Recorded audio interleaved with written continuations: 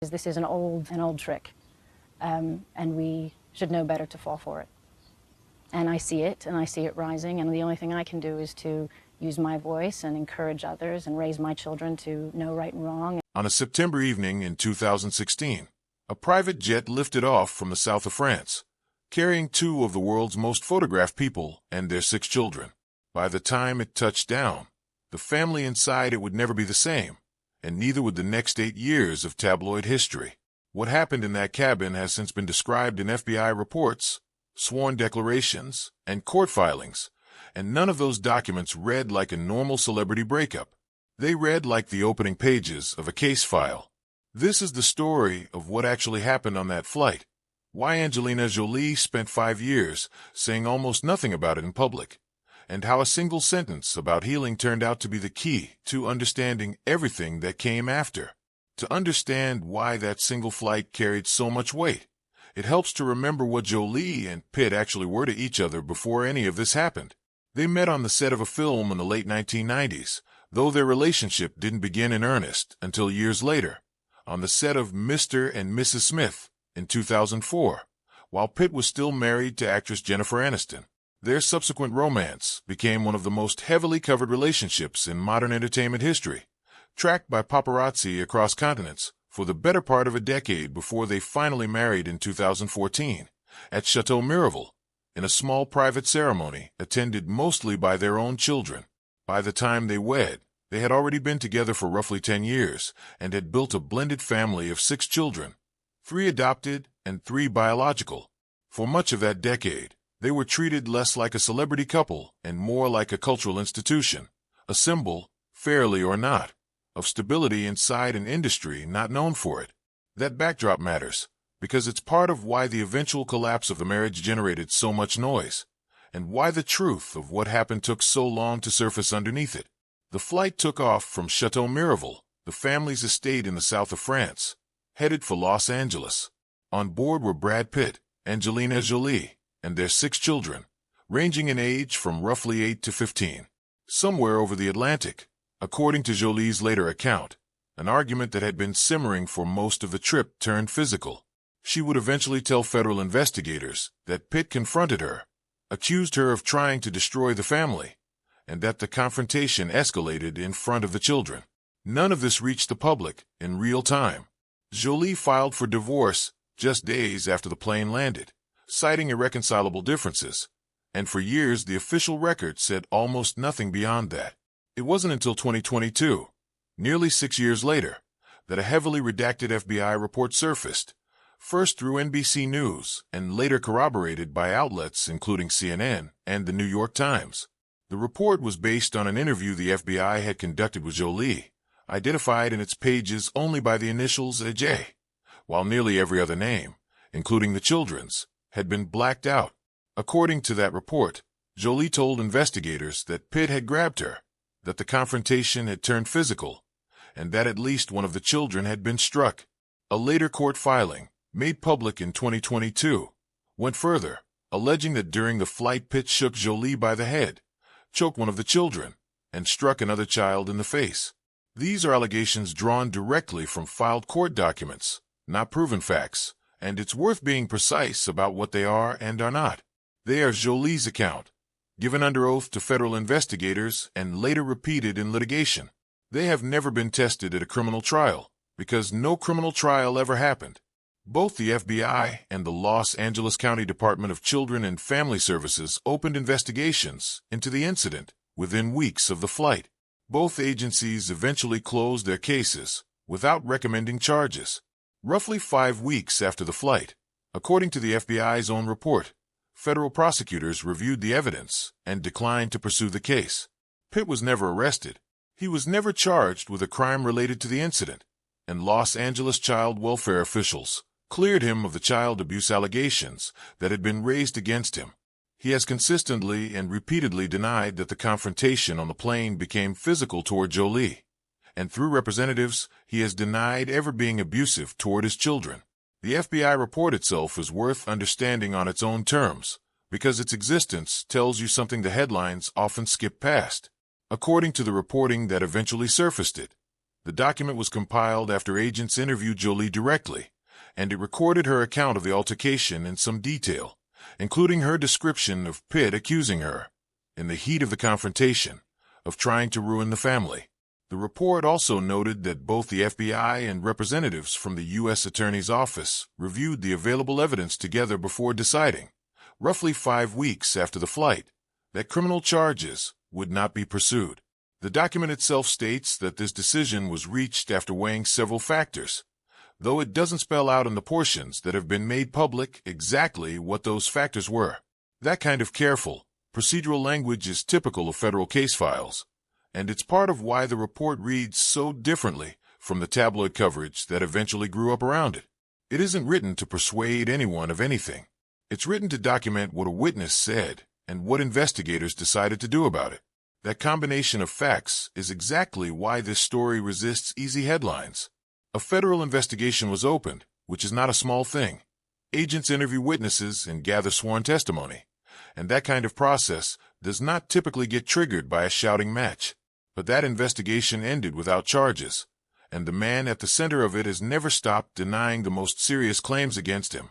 Both things are true at once, and understanding the story means holding both of them rather than picking the version that makes for a cleaner narrative. For years, none of this was public. The 2016 divorce filing gave the world almost nothing to work with beyond irreconcilable differences, and in the vacuum left by that silence, the entertainment press did what it always does. It filled in the blanks with speculation, unnamed sources, and competing narratives about who had wronged whom. Some reports described a blow-up over parenting. Others described tension over Pitt's drinking, which he has since spoken about publicly himself, describing a period of heavy alcohol use around the time of the split. What almost nobody reported, because almost nobody knew, was that a sealed FBI file already existed describing something far more serious than a marital spat. That gap between what the public believed and what was actually sitting in a federal case file is the first thing you have to understand about this story. For 6 years, millions of people had an opinion about the Jolie-Pitt divorce, and almost none of them had the information that would later come to define it. While reporters and gossip columns filled the space left by an unexplained divorce, Jolie herself said almost nothing. She didn't sit for a tell-all interview. She didn't leak documents. She didn't publicly accuse Pitt of anything in the years immediately following the split, even as headlines painted her, depending on the outlet, as either a vindictive ex-wife or a woman who had simply moved on. The closest she came to addressing it publicly was in September 2021. In an interview with The Guardian tied to the release of a children's book she had co-written about the legal rights of young people. Asked inevitably about her divorce, she offered one carefully chosen sentence. She said her focus was on healing her family. She declined to elaborate further, and the interview moved on. At the time, that line was mostly read as a diplomatic non-answer, the kind of thing publicists coach their clients to say when they don't want to feed a story.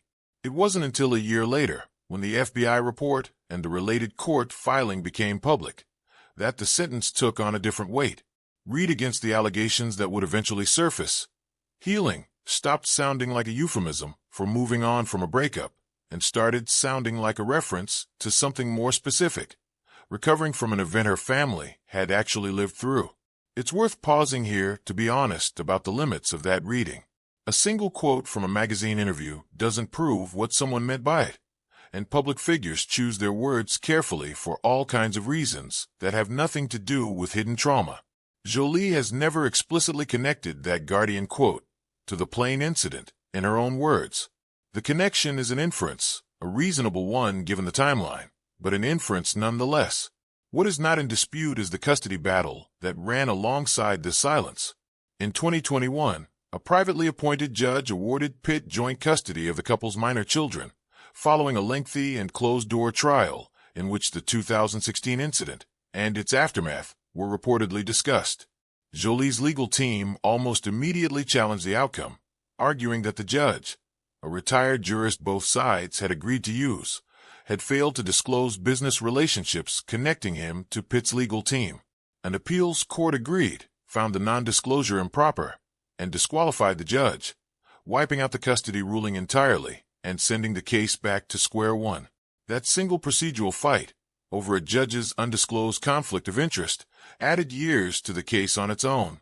It's a detail that rarely makes it into the shorthand version of this story, but it matters because it shows that a meaningful chunk of the 8-year timeline wasn't about a single dramatic allegation. It was about the slow, grinding machinery of a legal system working through custody, credibility, and process, one motion at a time. It's also worth noting how the children themselves eventually factored into the public narrative, not through anything Jolie or Pitt said, but through their own choices as they grew older. Several of the couple's adult and near-adult children distanced themselves from Pitt over the following years in ways that became publicly visible, including reported changes to legal surnames and a near-total absence from his public life at industry events where the family had once appeared together. None of the children have given detailed public accounts of what happened on the 2016 flight, and reporting on their individual relationships with their father has remained limited and largely secondhand. But the pattern of distance spread across multiple children over multiple years has often been cited by commentators as circumstantial context for the broader allegations, even though it proves nothing on its own about the specific claims from that flight. There's also a piece of this record that came later and adds important context. In April 2024 court filing tied to the winery dispute, Jolie's lawyers alleged that Pitt's pattern of physical abuse toward her had begun well before the 2016 flight, though the filing did not go into further detail about what that earlier abuse allegedly involved. Like the 2016 allegations, this claim has never been tested in a criminal proceeding, and Pitt has denied wrongdoing. It's presented here as what it is, an allegation made in a civil filing, not an established fact. By the time all of this became public knowledge, roughly 6 years had passed since the flight itself. For most of that stretch, Jolie had one public sentence to her name on the entire subject. Whatever was actually happening behind closed doors, in family court, in mediation, and in her own private life, the outside world was left to guess. If the flight was the emotional center of this story, Château Miraval became its financial and legal battleground. Pitt and Jolie had purchased a controlling stake in the estate together more than a decade earlier, when they were still one of Hollywood's most stable couples. It became more than a vacation property. It was where they were married in 2014, and over the years the two of them poured money and attention into restoring the estate and building out its winemaking operation. By 2021, with the divorce still unresolved, Jolie sold her half of the winery business to Tenuta del Mondo, a wine division of the Stoli Group, in a deal reportedly worth in the range of $60 to $70 million. Pitt was not the buyer, and according to his own legal filings, he was not consulted or given the chance to purchase her share first. In February 2022, Pitt sued. His complaint, filed in Los Angeles Superior Court, alleged that he and Jolie had an understanding, described in the filing as both a verbal and, according to Pitt's later claims, partly written agreement, that neither of them would sell their stake in the winery without the other's consent. He argued that Jolie's sale violated that understanding and that it had caused financial harm to a business he had spent years helping to build. The lawsuit also drew attention to the identity of the buyer's parent company, which is controlled by a Russian businessman, a detail that added an unusual geopolitical undertone to what was, at its core, a dispute between two ex-spouses over a shared asset. Jolie's team pushed back hard.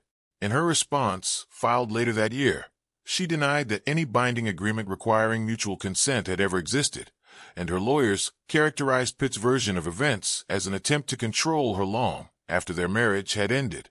In further filings over the following 2 years, Jolie's side went a step further, alleging that during negotiations over the winery, Pitt's team had tried to make her sale conditional on signing a non-disclosure agreement that would have barred her from ever speaking publicly about the allegations of abuse. Pitt's representatives have disputed that characterization of the negotiations. Neither side's version of the underlying agreement, or the lack of one, was ever conclusively resolved by a jury or a final court ruling before the parties eventually reached their own resolution. What is clear from a public record is how the tone of the case shifted over time. Early filings focused on contract law, consent, right of first refusal, and the value of the business itself, which outside estimates placed well above $100 million. Later filings increasingly folded in the abuse allegations from 2016, with Jolie's team arguing that the entire winery fight couldn't be separated from the reason she had wanted out of a shared business with Pitt in the first place. By November of 2024, the litigation had reached the point of pretrial motions, with a judge rejecting an attempt by Jolie's side to have parts of the case dismissed, which pushed the dispute closer to an eventual trial. It was against that backdrop, with the winery fight still technically unresolved, that the broader divorce case finally reached its conclusion. It's easy to lose sight, in the middle of all that legal maneuvering, of what Miraval actually represented to both of them before the lawyers got involved. The estate wasn't purchased as an investment vehicle. It was, by both of their own accounts over the years, meant to be a home, the place where their children would remember growing up, and a shared project the two of them built together during what was by most measures the happiest stretch of their relationship. That's part of what makes the eventual fight over it feel different from a typical asset dispute in a celebrity divorce. It wasn't a fight over a beach house or an art collection. It was a fight over the physical location where the family had once been whole, and over who got to decide what happened to it once that family wasn't whole anymore. Reading the litigation with that context in mind, the aggressive tone on both sides starts to make a different kind of sense. Neither party was simply negotiating over money. They were negotiating over the last remaining shared symbol of a life that, according to at least one of them, had ended in violence. On December 30th, 2024, Jolie and Pitt signed off on a default declaration filed in Los Angeles Superior Court, formally settling their divorce. The filing itself was brief and largely procedural. The substantive terms, covering property division and support, were kept confidential and were not detailed in the public record. There was no press conference, no joint statement, and no dramatic reveal. CNN and other outlets confirmed the settlement within hours of the filing becoming public. Jolie's attorney, James Simon, released a short statement on her behalf. He noted that more than 8 years earlier, Jolie had filed for divorce and left the properties she had shared with Pitt, and that in the years since she had focused on finding peace for her family. He described the December settlement as one part of a long ongoing process and said Jolie was exhausted but relieved this one part is over. Notably, that statement made a point of separating the divorce settlement from the Miraval litigation, which at the time remained unresolved and would continue to generate legal filings well into the following year. It's worth sitting with the arithmetic here, because it's easy to skim past. Jolie and Pitt were married for a little over 2 years before she filed for divorce.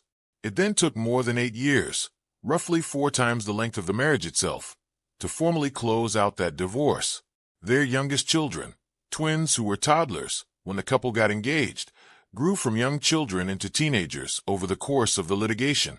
For most of their conscious childhood, some version of this legal fight was in the background of their lives. The settlement didn't resolve the underlying dispute about what happened on that flight in 2016. It couldn't. Civil settlements and divorce decrees aren't built to adjudicate criminal allegations, and by December 2024 there had never been a criminal charge to adjudicate in the first place. The FBI and Los Angeles child welfare authorities closed their respective investigations without action years earlier. Pitt has continued to deny the most serious allegations against him. Jolie, for her part, quietly dropped her own long-running Freedom of Information Act lawsuit against the FBI in September 2024, a case she had filed anonymously years earlier, seeking the release of additional investigative documents, ending that particular thread just months before the divorce itself was finalized. So what did the settlement actually prove? Very little, in a legal sense. What it marked was an endpoint to a specific process, not a verdict on the underlying facts. The allegations from 2016 remain allegations. The question of whether a binding agreement ever existed over the winery remained, at the moment of the divorce settlement, still technically unresolved in a separate courtroom. What ended in December 2024 was the marital case itself, the formal, legal dissolution of a marriage that had effectively been over for the better part of a decade. If you strip away the tabloid framing, the geopolitical wine buyer, the redacted FBI paperwork, the dueling statements from unnamed sources close to each side, what's left is a much simpler and much harder question. What does someone do when the person they built a family with is also, according to their own sworn account, the person who frightened their children on an airplane. Jolie's public record on this subject is remarkably thin for someone who lived through 8 years of litigation connected to it. One line to The Guardian in 2021, a handful of court filings written by lawyers rather than delivered in her own voice. A brief comment to the BBC back in 2017, in which she called the period very difficult and said her focus was on her children. That's close to the entirety of what she has said publicly, across nearly a decade, about the event that reshaped her family. That restraint is itself part of the story.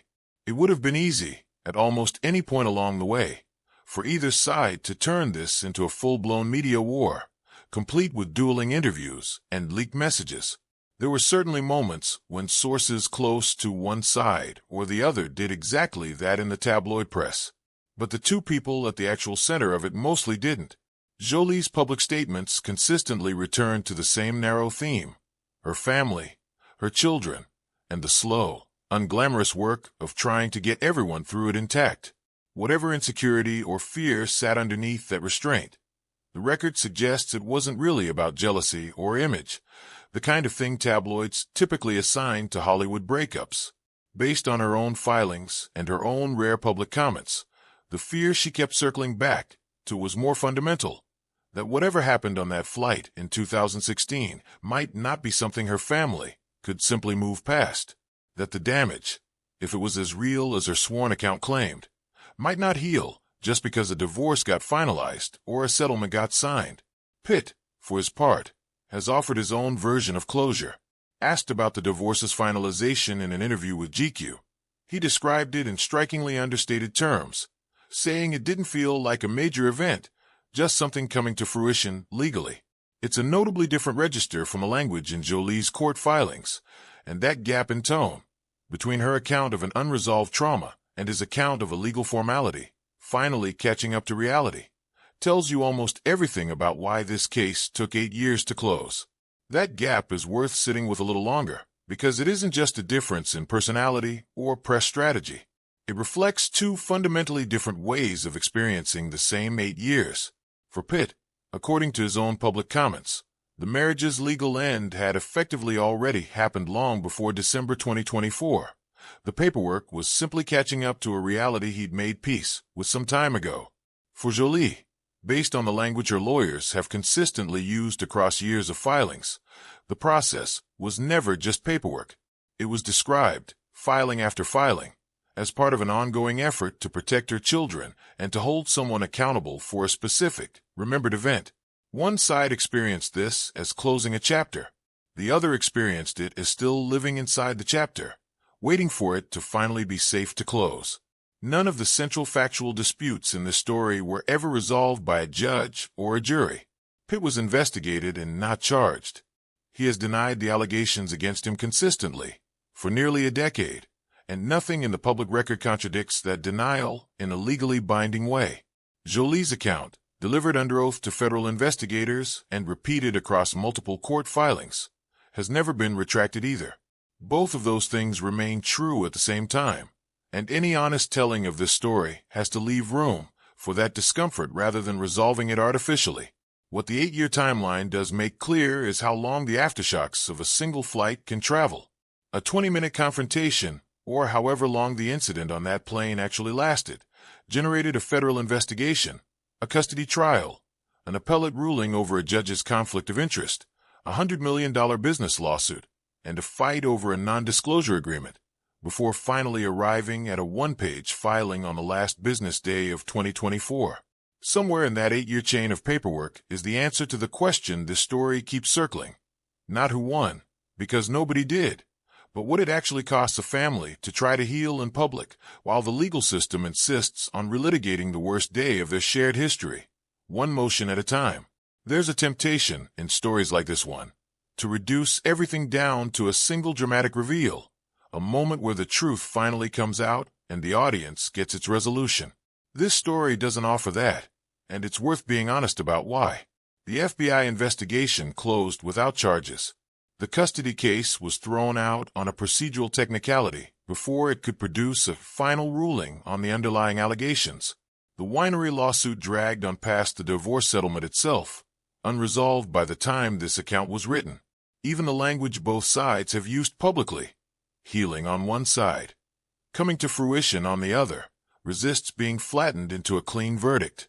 What actually happened at 30,000 feet in September 2016 remains, in the strict legal sense, an allegation, serious, sworn to under oath, investigated by federal authorities, and never proven or disproven in a courtroom.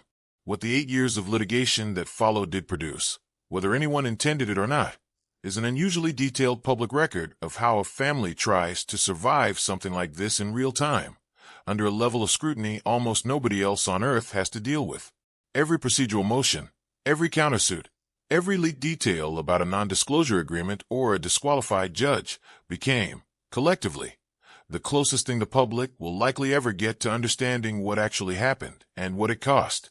Not a verdict, not a confession, just a paper trail, assembled one filing at a time, of two people trying to figure out how to move forward after one of them alleged the other had crossed a line that couldn't be uncrossed. That's the story behind the one sentence Angelina Jolie was willing to say out loud for the better part of 5 years. Not a scandal, not a script written for headlines, just a woman trying to describe, as carefully and as briefly as possible, what it takes to hold a family together after something breaks it. It's also worth remembering, before the credits roll on a story like this, that everyone involved is still living it. 2 of the 6 children were still minors when the divorce was finally settled in December 2024. The winery litigation was, at the time this account was assembled, still generating new filings. Whatever comes next, another motion, another statement from a lawyer, another rare interview quote, will keep adding pages to a case file that, by any reasonable measure, has already run far longer than it should have. The plane landed in September 2016. In every legal and emotional sense that matters, some part of that family is still finding its way off of it. If you found this breakdown useful, consider subscribing for more deep dives built on court records and verified reporting rather than tabloid speculation. And let me know in the comments which part of this timeline surprised you the most.